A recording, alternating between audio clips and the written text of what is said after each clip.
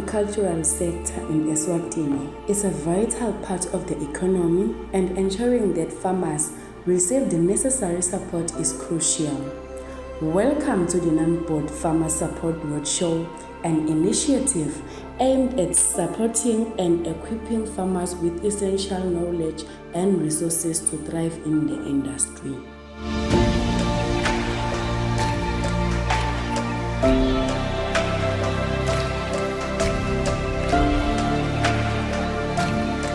We are here at the Jabulani Peg House for the NAMPOD Support Roadshow, where farmers in the Shiselweni region have gathered here to gain insight on market facilitation, EHIS registration, and many more. Let's get inside and see that what is happening.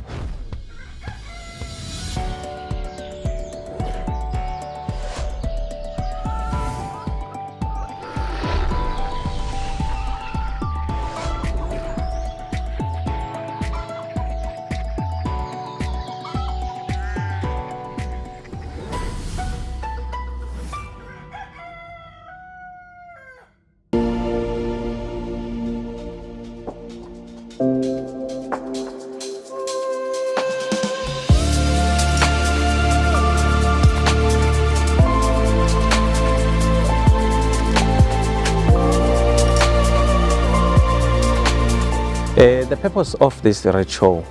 is to increase knowledge amongst farmers on availability of services in the country related to horticulture services as in line with NAMPOD's mandate, regulator, and also ensuring market access by farmers. So as we are on a quest to improve service uptake ngama farmers ethu. Upon kusho ukuthi nje this is our second we are in our second year running conducting road shows in trying to make sure ukuthi productivity eSwatini iya improve ngani ngekuthi sende show ukuthi farmers onke athola all sort of assistance lethingekako lokuthi kuto increase productivity. So you thole ukuthi since we are in our second year of this roadshow running, we have understood that kunema products that we are offering. Lazama ku empowerisha farmer ukuthi ikhulise productivity. As we know that in the country currently we have a challenge with regards to the availability of produce. We import a lot of products lokhanza ukuthi ngabe siyawalima locally. So NAMPOD in collaboration with other stakeholders and agriculture izama ukuthi farmers abe access to all services la tawasita ukuthi akhone ukulima kahle kuze ukuthi produce ibe of good quality. Let's see this year theme kakhulu yethu sithi we improving equality through ukuthi sikhone uadherisha global standards ethu, which we call them a global gap, global agricultural practices. So sicale ukuthi in collaboration with SWASA ukuthi sibe closer to farmers, siwacapacitate noma siwafundzise ukuthi produce yawo labayilimako ingaba ama standards la kanjani la acceptable. Njengoba sebakhona ke bakwaSWASA les collaborate nabo, also futhi bakhona nalabanye laba provide ama services lafana lesita ukuthi umlimi akhone ukuthi athole tinsita letifake ekhathi imali nanathi ekhathi NAMPOD sikhonile no collaborator ukuthi sifake ema services lafaka ngabo farm input subsidy, sakhona futhi nafaka ne loan revolving fund. But ke sesifakile sikhanza ukuthi iuptake noma iaccess to lama services lawa incane kakhulu. Bengabekisa nje ka farm input subsidy sinaye 2 million,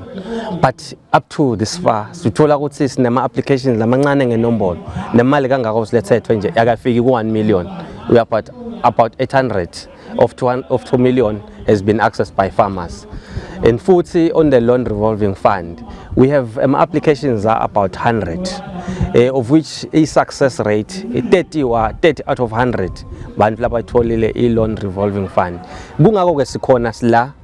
kuma road shows sicalile in 2025 sila sikhona la eJabulani noma lomele eShiselweni. Sithe asinjinje besingekho last year eJabulani besikuletinye tindzawo. This year sishintsha letinye tindzawo but one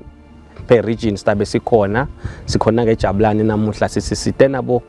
zakwethu labasiniketa tonke tinsita siconze nje kumlimi ukuthi akhone ukuthi asitakale umlimi alime lokungiko alime futhi akulime kahle uze ukuthi lithuthuke live leMaswati. Le roadshow ngiyibone ukuthi kufanele vele ukuthi ngi attend just because itakisita nami ngilokhona lokusita labanye lengaphandle ngoba asingeke sikhone ukuphumelela sonke but lelulwathi lengitolithola la ndawukhona lokuliphakela labanye balimi ezikungumlimi lo senhlanganweni kufuna ke ngiyophakela abalimi babo ukuthi lona mbhodi labambuka njengesilwane abasumbuka njengesilwane lunengi lusuto lolithola kukanambhodi nekokuthi ke le pack house besolo seyisimanga nje bathi ngesilungu seyi white elephant kuthi yovulwa nini nyalo ke sesitholile lolwathi ukuthi Tuesday na Friday iyavulwa inaku uyakhona ukuthenga ema inputs uyakhona kufika uaudit ema seedlings uphinze watholela nemithi uyayithola la uyakhona kufaka lo mkhicido wakho la utokhona kuhamba uyencabeni ngoba abalimi bathi nje ukuthi kufuna kufike hlanze amixe encabeni nyalo njengami nje ngiladudane sengingayithatha nemoti yami ngilethe la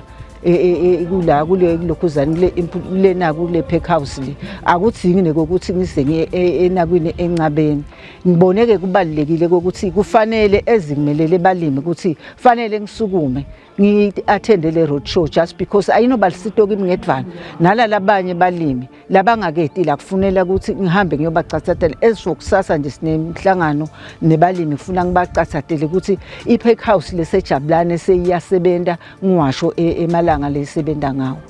kuletfundo ke lesititholako la kulombuthano lokhona kwekuthi siyabona lokho ukuthi emabhange nangabe sifuna lusito emabhange kufuna sente njani nanambhodi nangabe sifuna lusito kufuna sente njani ngingathi ngiloko nje nako ukuthi ngaleti fundo sitakele kakhulu kwengeta ke nganambhodi nambhodi sibalimi ngicabanga lokho ukuthi so side kakhulu uside usothuthukisile nambhodi akusesiye loya waqala ngoba kuqala vele bekasokolisa besilima kuthatha isikhathi angakhona ukusibhadala kodwa nyalo nangabe so umixile kunambhodi sekuthatha emaviki lamabili noma liviki linye so uyakubhadala nawe ke ungumlimi so uyakhona lokho ukuthi usebenze kahle uthuthuke ngoba so uyakhona kuyiplanela imali loyisebentile.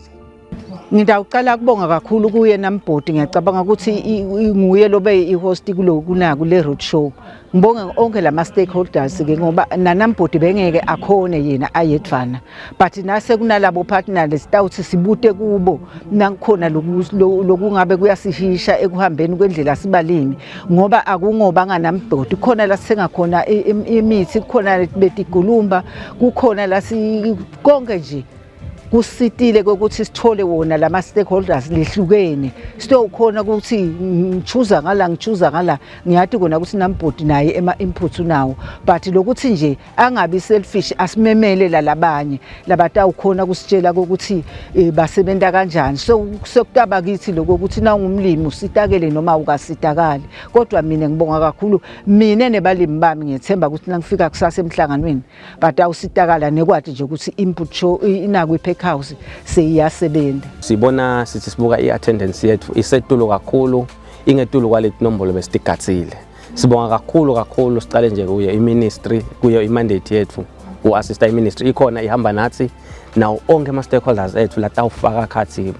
bo-NMC lafaka khathi bo-Finclude lafaka khona emabhange cishe onke aphumile FNB Swazi Bank lesi-collaborator nawo phela ukuthi sinikede tonke tinsita basitholile nesikhathi sokuthi phela basho ukuthi bona basibambisa kanjani sonke sibambise uhulumende ukuthi umlimi wonke athole tinsita tonke ukuze ulive laMaswati lithuthuke. Sibonga kakhulu kule tifundo lasilethele tona Nampoti ngoba lapho sibona khona ukuthi sibhekephi kubo bonke la silethele bona la ukuthi batosichazela ngalomsebenzi lesiwendako.